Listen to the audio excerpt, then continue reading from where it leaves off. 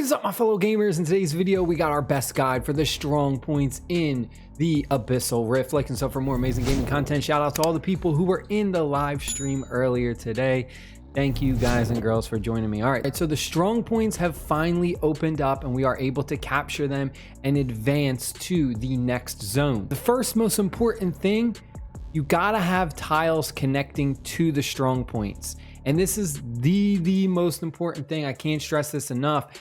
As a guild, what you should be doing is having everyone try and continue the path together, so that way everyone can go ahead and attack these strong points, because if only some of your guild members have paths connecting to it, then they're the only ones who can actually attack that specific strong point. So that's the most important thing. That's a huge mistake that my guild made. So now I'm only able to attack like certain strong points. The next thing is you have to have either a president or a vice president in your guild actually start this. So if you don't have them online, they're not active, then you cannot even go ahead and start one of these challenges. They have to go ahead and choose which strong point they want to activate. Once they go ahead and they activate it, a 2-hour timer will begin. So you have a total of 2 hours as a guild to deal as much damage as possible to this strong point. And then once you go ahead and you reduce the durability, it's 150 million. So once you go ahead and reduce it to 0, you will go ahead, capture it, basically destroy it. And once you destroy it, it will look something like this. So it'll be completely gone. You'll have a flag. And then as a guild, you can immediately start going ahead and start capturing these higher tier tiles. And that's going to be this one, the Frigid Permafrost Strong Point. So this is the second area. You can kind of see in the white where it's kind of like the snowy area. So this one for us is going to open up on the 19th of August. And then once we destroy that, we'll have more access to the middle. Now, the way to challenge this, it's pretty simple. You're just going to use your team. It's going to cost you 10 of your energy to challenge it. And all it is kind of like a DPS check. It's very similar to the Jin range, where you're just going to have this battleship on the map and you're just trying to deal as much damage as possible. Pretty simple. One tip that I suggest is to go ahead and share the coordinates with your club, so that way everyone knows like which one they should be attacking. What you want to do as a president or vice president, even as a guild, is you want to only open up one at a time and have all of your guild members focus on just taking down this one as fast as possible. Because if we take a look on the side, we have a leaderboard. It's going to show you the clubs and all of the different times that they used in order to destroy that, how long it took them to destroy and take down that strong point. So the sluggers, it only took them 3 minutes and 11 seconds. So they had a ton of people go attack it, and that's how fast they were. So they got rank 1, and you can see at the top 10 club members will get a 1% more territory crystals in the Breeze Prairie for the following week. So you really want to make sure you go ahead and rank high on that leaderboard, so that way you can get that extra bonus. And then if we take a look at the personal area, this is just going to show all of the guild members in your guild that attacked that strong point and who did the most damage to it. Now, one thing you can do if, let's say, you just don't have access to attack this because you don't have a clear path, this is where the surprise attack comes in handy. Is when you're trying to take down a strong point and for whatever reason your team just didn't coordinate good enough and you don't have a connecting path, so you just don't have access to it.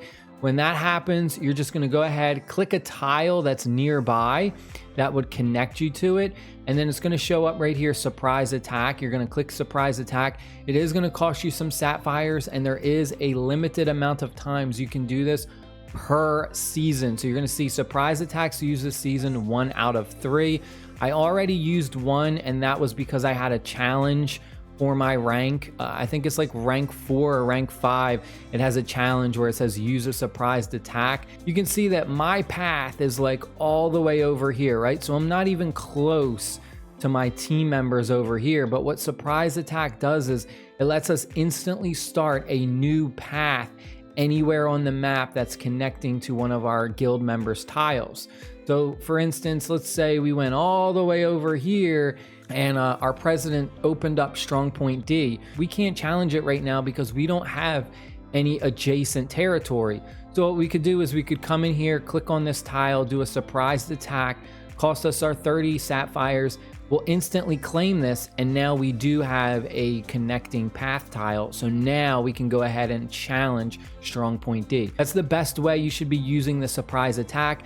And the other thing is you need to have it unlocked in your research. If we go to the crystal technology, it is under your resource, and it's right here at rank 5. You're going to unlock it, so make sure you unlock this. Very important. It's going to increase your surprise attack attempts by 3, so this will just initially unlock it at rank 5.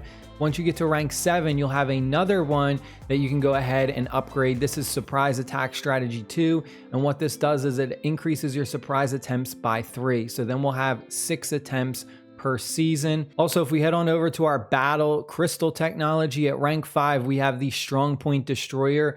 Crystal missiles deal extra fixed damage to the Strongpoint guards. This is one that you should try and max out as soon as possible. That way you can take down those strong points a lot faster. But one extra thing that I want to go over, which has been really important and I'm starting to feel the effects of it, is you really have to start working on your second team.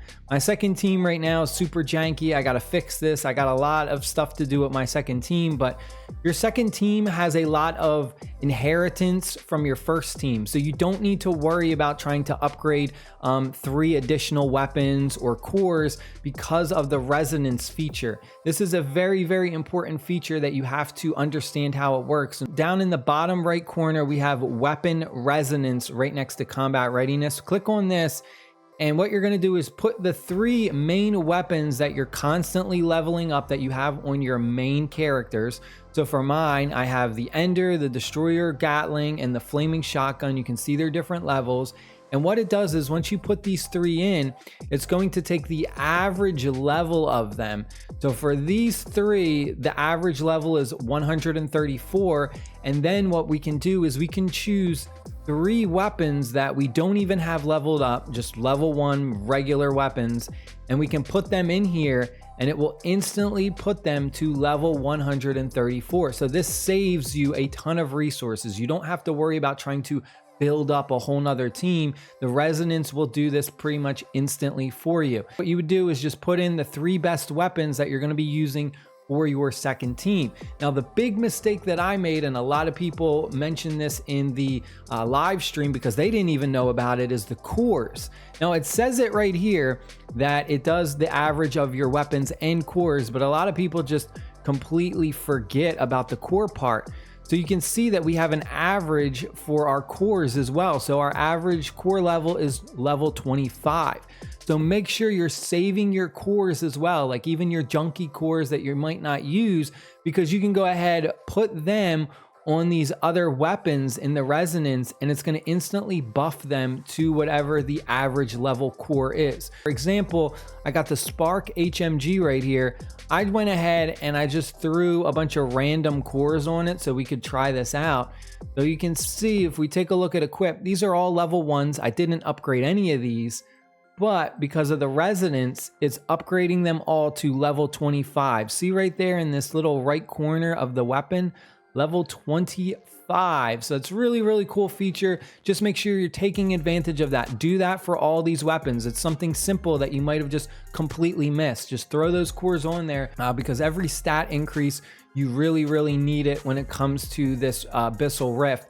You're going to constantly run out of energy, especially with your first team. So you really need to have a well-established second team, so that way you can just capture more territories and you can do more strong points and things like that. You're also going to need that second team when you're trying to capture those level 5 tiles, because it takes 2 teams in order to capture it. So, and whatever team you use on that first attack, you can't use for the second. And also eventually you will be able to raid them as well once you get a lot stronger and you start taking them down. Stay happy, stay safe, and I'll see y'all later. Peace.